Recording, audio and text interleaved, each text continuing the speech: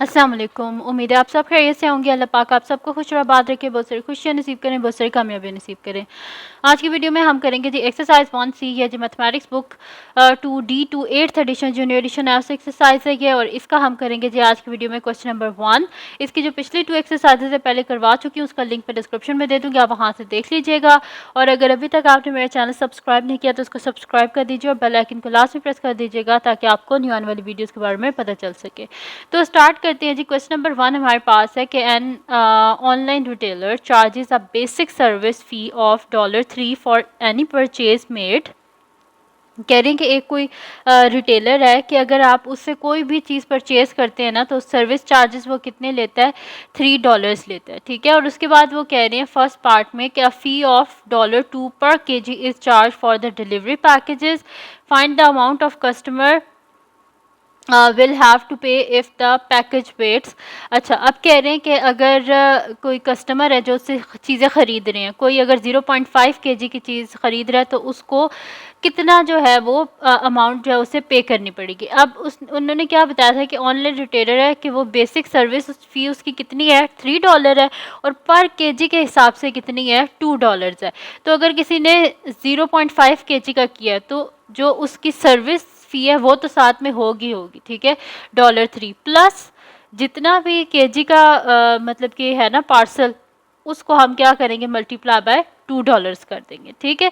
तो यहाँ पे अभी हम करते हैं, मैं आपको ये करवाती हूँ इसका सोल्यूशन। तो हम यहाँ पे लिख लेंगे कि अमाउंट, यहाँ पे हम लिख लेते हैं जी सोल्यूशन फर्स्ट पार्ट,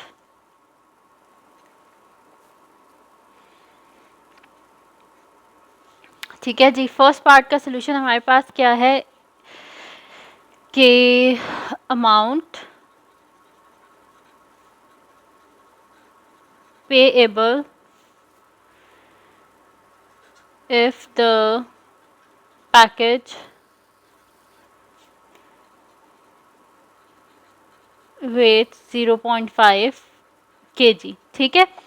तो कितना सर्विस चार्ज जो है वो तो हमें देना ही देना पड़ेगा $3 प्लस जितना वेट होगा उसको हम क्या करेंगे, मल्टीप्लाई बाय $2, यानी कि उन्होंने क्या बोला था कि पार्सल की जो मतलब जो डिलीवरी फ़ी है वो किस तरह है कि पर केजी $2 है। तो फर्स्ट ऑफ ऑल हमारे पास क्या है, 0.5 केजी, तो हम क्या करेंगे 0.5 को मल्टीप्लाई कर देंगे $2 से। तो ये मेरे पास क्या आ जाएगा, $3 प्लस 0.5 को जब हम 2 से करेंगे तो मेरे पास क्या आएगा, 1 आएगा, यानी कि $1। तो $3 प्लस $1 इज इक्वल्स टू $4। यानी कि अगर किसी जो पार्सल है उसका वेट अगर 0.5 केजी है तो उसके लिए कितना कस्टमर को पे करना पड़ेगा, $4 पे करना पड़ेगा। उसके बाद नेक्स्ट पार्ट में हमारे पास कितना है जी, 4 केजी। तो मैं यहाँ पे लिख देती हूँ कि बी हमारे पास क्या है, 4 केजी है, तो मैं यहाँ पे लिख देती हूँ amount payable if the package weight 4 kg। तो कितना पे करना पड़ेगा, $3 तो हमने लाजमी पे करना ही करना है क्योंकि वो सर्विस फ़ी है, प्लस जितना भी मतलब कि पार्सल का वेट है ना उसको हमने $2 से कर देना है क्योंकि पर केजी $2 है उसकी डिलीवरी फ़ी। तो हम यहाँ पे लिख देंगे कि 4 मल्टीप्लाई बाय $2, तो ये मेरे पास हो जाएगा $3 प्लस 4 2 टाइम्स हमारे पास क्या होता है, 8 होता है, $8। तो ये मेरे पास क्या हो जाएगा, $11, ठीक है। यहाँ पे हमारे पास इसका सेकंड पार्ट भी हो गया। थर्ड पार्ट देख लेते हैं हमारे पास क्या, थर्ड पार्ट में हमारे पास है जी 9 केजी। तो यहाँ पे हम लिख देते हैं कि amount payable if the package weight कितना है हमारे पास, 9 केजी। तो क्या हो जाएगा, $3 तो हमने देना ही देना है, सर्विस चार्जेस प्लस पर केजी कितना हमारे पास, $2 है। तो यहाँ पे कितने केजीज है, 9 केजीज है, तो 9 मल्टीप्लाई बाय $2। तो $3 प्लस 9 इंटू 2 क्या होता है हमारे पास, 18, ठीक है। तो 18, 19, 20, 21, $1, ठीक है। तो जब पैकेज का वेट 0.5 kg है तो कितने डॉलर्स हैं? $4 हैं। जब 4 kg है तो $11 हैं, और जब 9 kg है तो कितने हैं? $21 हैं, ठीक है जी। ये हमारे पास है सारा। अब हम क्या करते हैं, इसको जो हमारे पास टेबल गिवन है उसके बीच में हम सब्स्टिट्यूट कर देते हैं। नेक्स्ट आपका जो पार्ट है, सेकंड पार्ट, उसमें लिखा हुआ है कि given that Y represent amount a customer pays for the package weight and X जो है वो हमारे पास केजीज है। तो यहाँ पे अब हम क्या कर देते हैं, इन सारी वैल्यूज़ को सब्स्टिट्यूट कर देते हैं ताकि हम इजीली इसका ग्राफ जो है वो हम बना सकें नेक्स्ट पार्ट के लिए। तो जब वेट 0.5 kg था तो कितने थे हमारे पास? $4। तो हम यहाँ पे लिख देते हैं $4। और जब हमारे पास है साथ में डॉलर ना भी लिखें, क्योंकि यहाँ पे ऊपर स्टेटमेंट में लिखा हुआ है कि वाई किसको रिप्रेजेंट कर रहा है? डॉलर्स को रिप्रेजेंट कर रहा है। और जब हमारे पास 4 kg है वेट तो कितना पे करना पड़ रहा है? $11। और जब 9 है तो कितना पे करना पड़ रहा है? $21, ठीक है जी। तो यहाँ पे हमारे पास क्या है, इसका टेबल जो है वो हमने कंप्लीट कर लिया है। अब टेबल तो हमने कंप्लीट कर लिया है, अब हम इसका नेक्स्ट पार्ट देखते हैं कि नेक्स्ट पार्ट में हमारे पास क्या है। तो नेक्स्ट पार्ट में हमारे पास लिखा हुआ है कि on a sheet of graph paper using a scale of 2 centimeter to represent 1 kg on horizontal axis and 1 centimeter to represent $1 on the vertical axis, plot the pair of values of x, y and draw a straight line passing through them. अच्छा, अब यहाँ पे हमें क्या कह रहे हैं कि आप क्या करें, एक ग्राफ लें। तो मैंने ये यहाँ पे ग्राफ पेपर ले लिया, ठीक है। तो इसको इस्तेमाल करके वो कह रहे हैं कि आप जो है ना यूज़ करें ग्राफ पेपर, और उस पर क्या करें कि जो आपके पास एक्स एक्सिस है उसमें 2 बॉक्सेस के बाद आप क्या लिखें? 1 यूनिट लिखें, ठीक है। और जो आपके पास है ना वाई एक्सिस, उसमें एक बॉक्स के बाद 1 यूनिट लिखें, ठीक है। तो वही चीज़ मैंने यहाँ पे ऊपर लिख भी दी है कि एक्स एक्सिस में क्या हमारे पास 2 boxes equals to 1 unit and Y axis में क्या 1 बॉक्स इक्वल्स टू 1 यूनिट, सही है। तो अब हम क्या करते हैं, हमारा जो टेबल है इसको देखते हैं। तो फर्स्ट हमारे पास क्या है, एक्स एक्सिस में जब x 0.5 है तो y क्या है? 4 है। तो x 0.5, 0 और 1 के बिल्कुल मिडल में यहाँ पे हमारे पास क्या होगा? 0.5। इसको ज़रा चेंज कर लेते हैं, ठीक है। तो यहाँ पे हमारे पास क्या होगा? 0.5 होगा, ठीक है। तो जब x 0.5 है तो इस पे y क्या है हमारे पास? 4 है, यानी कि ये वाला पॉइंट। उसके बाद नेक्स्ट हमारे पास क्या है कि जब x हमारे पास 4 है तो y क्या है? 11। तो x 4 पे y 11, ये x 4 है, इस पे y हमारे पास क्या है? 11 है। इसको जूम कर लेती हूँ ताकि हमें सही से नज़र आए। जब x 4 है तो इस पे क्या है हमारे पास? y 11 है, यानी कि ये वाला पॉइंट, ठीक है। ये देखें x 4 पे y 11। नेक्स्ट हमारे पास क्या है कि जब x हमारे पास जब 9 है तो y क्या है? 21। तो x 9 हमारे पास कहाँ पे है? ये है। x 9 पे हमारे पास क्या है? y 21 है, यानी कि ये वाला पॉइंट है, ठीक है। ये देखें, ये x 9 और इस साइड पे अगर आप आके देखें तो मेरे पास क्या है? 21। इन पॉइंट्स को हम ऊपर लिख भी देते हैं, x 9 y 21, और यहाँ पर क्या है? x 4 एंड y 11, और इस पॉइंट पर x 0.5 एंड y क्या है हमारे पास? 4, ठीक है। तो मैंने ऊपर जो पॉइंट्स हैं उनको भी मैंने हाईलाइट कर दिया, लिख दिया उनके x और y कोऑर्डिनेट्स को। अब हम क्या करते हैं, हम यहाँ पे स्केल लेते हैं और स्केल की हेल्प से हम क्या करते हैं, इनको ज्वाइन कर देते हैं। कलर में चेंज कर देती हूँ ताकि आप लोगों को ज़्यादा विजिबल नज़र आएगी, ठीक है। तो अब हम क्या करते हैं, यहाँ पर स्केल लेते हैं और स्केल में हम क्या करते हैं, जो हमारे पास पॉइंट्स हैं ना, इनको हम ऐसे अलाइन कर देते हैं ताकि ये एक ही लाइन में आ जाए। अब हम ऐसे इनको आपस में ज्वाइन कर लेते हैं, ठीक है जी। तो ये मैंने इनको आपस में ज्वाइन कर लिया। अब अगर आप देखें तो मैंने जो इनको ज्वाइन किया है तो किस पॉइंट पर आके टच किया है इसने? वाई एक्सिस को, इस पॉइंट पे। तो इस पॉइंट पे हमारे पास क्या है? 3 है, यानी कि हमारे पास यहाँ पर क्या है? वाई इंटरसेप्ट क्या है? y इंटरसेप्ट हमारे पास है जी 3। y इंटरसेप्ट वो वाला पॉइंट होता है जहाँ पर लाइन जो है वो क्रॉस करती है y एक्सिस को, ठीक है। जिस पॉइंट पर क्रॉस करके गुजरती है ना लाइन y एक्सिस को, वो उस लाइन का क्या होता है, y इंटरसेप्ट होता है। तो अब यहाँ पर हमने ग्राफ, तो हमारे पास जो इसका था थर्ड पार्ट, वो तो हमने सॉल्व कर लिया कि उसमें हमने क्या बनानी थी, एक स्ट्रेट लाइन, और वो स्ट्रेट लाइन तो हमने बना लिया। अब यहाँ पर क्या है हमारे पास, नेक्स्ट इसका आपके पास पार्ट है कि write down the equation of straight line. हमने इक्वेशन ऑफ स्ट्रेट लाइन बनानी है।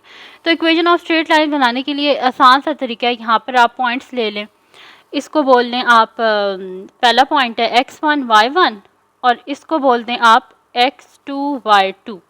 अब इक्वेशन ऑफ स्ट्रेट लाइन हमारे पास क्या होती है, y is equals to m x plus c, और ये जो m है ये आपके पास क्या होता है, ग्रेडियंट, और c जो होता है ये आपके पास होता है y इंटरसेप्ट,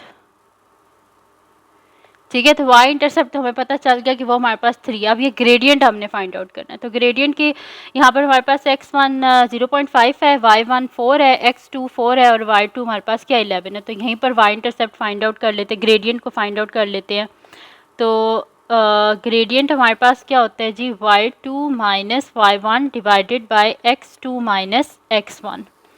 तो यहाँ पर हमारे पास y2 क्या है, 11 है, माइनस y1 4 डिवाइडेड बाय हमारे पास x1 क्या है, सॉरी x2 हमारे पास क्या है 4 है, माइनस x1 क्या है 0.5। दिस इम्प्लाइज 11 में से जब हम 4 को माइनस करेंगे तो हमारे पास पीछे क्या बचेगा 7, और जब हम करेंगे 4 में से 0.5 माइनस करेंगे तो हमारे पास क्या बचेगा 3.5 बचेगा, ठीक है। तो हम यहाँ पे लिख देते हैं 3.5। तो 3.5 को अगर आप 2 से मल्टीप्लाई करें ना तो आपके पास क्या आता है 7 आता है। यहाँ पे मैं मल्टीप्लाई करके भी दिखा देती हूँ। 3.5 को मल्टीप्लाई बाय 2 करें, 2 5 टाइम्स क्या होता है 10, 0 1 कैरी, 3 2 टाइम्स क्या होता है 6, 6 प्लस 1 7, 7.0। दिस इम्प्लाइज कि इसके इक्वल है 7 के इक्वल है। तो यानी कि 3.5 2 टाइम्स हमारे पास क्या होता है 7 होता है, ठीक है। तो आंसर क्या आ गया मेरे पास, यहाँ पर ग्रेडियंट किसके इक्वल आ गया, 2 के इक्वल आ गया। यानी कि मेरे पास यहाँ पर हो गया कि y is equals to m की जगह अब हम क्या लिख देंगे, ग्रेडियंट यानी कि m। नीचे मैं लिख भी देती हूँ, यहाँ पर m क्या आ गया मेरे पास 2 आ गया, ठीक है। तो अब ग्रेडियंट m की जगह हम क्या लिख देते हैं 2 लिख देते हैं। 2x प्लस c क्या था हमारे पास y इंटरसेप्ट, और y इंटरसेप्ट क्या आया था हमारे पास 3। यहाँ पे मैंने आपको बताया था ना, जिस पॉइंट पर y एक्सिस को क्रॉस करके गुजरती है लाइन वो उसका y इंटरसेप्ट होता है। तो इसका y इंटरसेप्ट क्या हमारे पास 3 है, और स्लोप इसकी हमने ये फाइंड आउट की है, और वो हमारे पास क्या आई है m 2 आ गई। तो इक्वेशन हमारे पास आ गया जी y is equals to 2x plus 3। तो यहाँ पर जो हमारे पास इसकी हमने इक्वेशन तो फाइंड आउट कर ली है। अब इसका नेक्स्ट पार्ट देखते हैं। यहाँ पे लिखा हुआ है how much will a customer have to pay for a package that weight 7.5 kg, ठीक है। आप कह रहे हैं कि क्या मतलब कि पे करना पड़ेगा हमें, कि अगर जो पैकेज है उसकी जो कॉस्ट है वो हमारे पास क्या है 7.5 kg। अच्छा, अभी हमने क्या पढ़ा था कि एक्स हमारे पास केजीज़ में है, और जब हम ग्राफ बना रहे थे तो उसमें हमने क्या कहा था कि एक्स हमारे पास केजीज़ है और वाई जो है वो हमारे पास क्या है डॉलर्स है। यहाँ पे लिखा हुआ था ना, ये मैं आपको दिखा देती हूँ कि हमारे पास यहाँ पे क्वेश्चन में लिखा हुआ था कि एक्स हमारे पास यहाँ पर क्या है, एक्स केजीज़ में है, ये देखें X KGs and Y dollars है, ठीक है। तो यहाँ पर फिर हम वही चीज़ कर देते हैं कि अगर ये केजेस में गिवन है यानी कि किसकी वैल्यू है, ये एक्स की वैल्यू है, ठीक है। तो हम यहाँ पे लिख देते हैं सोल्यूशन ए। तो यहाँ पे मैं लिख देती हूँ कि substitute x is equals to 7.5 in हमारे पास कौन सी इक्वेशन है, y is equals to 2x plus 3। तो ये मेरे पास क्या हो जाएगा y is equals to 2 into 7.5 plus 3। तो 7.5 को जब हम 2 से मल्टीप्लाई करेंगे तो मेरे पास ये क्या हो जाएगा 15 हो जाएगा, 15 प्लस 3। तो y is equal to 15 plus 3 हमारे पास क्या होता है 18, ठीक है। यानी कि उनको कितनी अमाउंट पे करनी पड़ेगी, $18, ठीक है। तो यहाँ पे हम लिख भी देते हैं कि amount payable if package weighs 7.5 kg is equals to $18, ठीक है। तो ये हो गया जी हमारे पास इसका ए पार्ट। अब करते हैं इसका बी पार्ट, ठीक है। तो बी पार्ट में हम क्या कर देते हैं कि यहाँ पे हम लिख देते हैं कि substitute x is equals to 18.5, ठीक है। तो y is equals to 2x plus 3, y is equals to हमारे पास क्या हो जाएगा 2 into 18.5 plus 3, y is equals to 2 को हम यहाँ से ज़रा मल्टीप्लाई कर लेते हैं।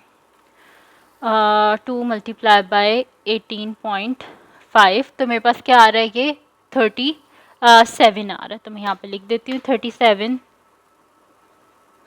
Plus 3, y is equals to 40। तो हम यहाँ पे लिख देते हैं कि amount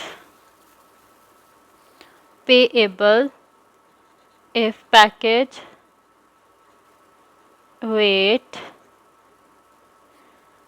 18.5 kg is equals to $40, ठीक है। तो यहाँ पे जी हमारे पास कंप्लीट सॉल्व हो गया हमारा क्वेश्चन नंबर 1 जो है एक्सरसाइज 1C का। थोड़ा सा डिफरेंट था पिछले क्वेश्चन से, लेकिन काफ़ी इंटरेस्टिंग था। तो अगर ये वीडियो आपके लिए हेल्पफुल हो तो उसको लाइक कीजिएगा, हम चैनल को सब्सक्राइब कीजिएगा, बेल आइकन को लाजमी प्रेस कर दीजिएगा ताकि आपको न्यू आने वाली वीडियोज़ के बारे में पता चल सके। और अपनी दुआओं में लाजमी याद रखिएगा। अल्लाह हाफिज़।